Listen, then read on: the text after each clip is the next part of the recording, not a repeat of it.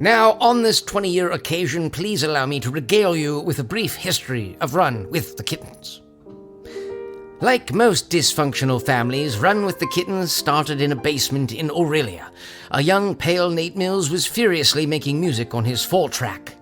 He then went to York University and met the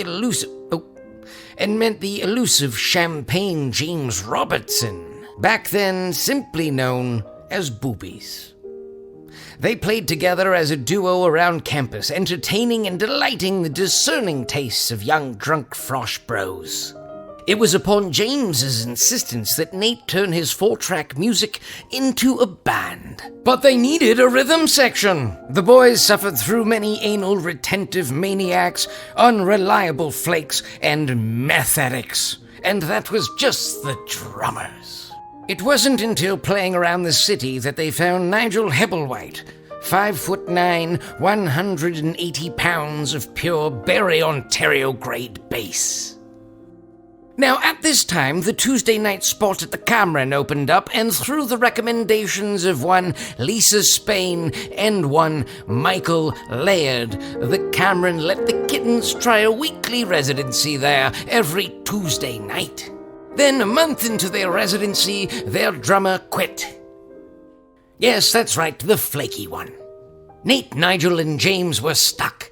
Then it dawned on them to ask a former bandmate and high school alumni of Nigel's, Jake Ulrichs, to join the fold.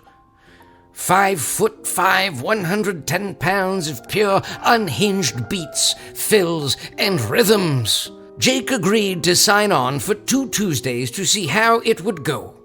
And that was 20 years ago. In those 20 years, the Cameron House has tolerated Run With the Kittens with a degree of patience that is hard to fathom. They put up with them driving majority of their built-in Tuesday night audience out, drinking the bar's earnings, and being the loudest band in the front room. Without the nurturing support of the Cameron House, providing a space for the kittens all these years and allowing them to cut their teeth over and over again, it's hard to imagine how much worse the band would be without it. We love you, the Cameron House. Finally, Jake and Nigel are 2 guys that Nate has been creating with for over 20 years. They tolerate his lack of technical musical knowledge and completely support his freewheeling and often outrageous directions. I don't know many bass players that would just nod their head along while their singer says, "I want to your family dog and all over your face."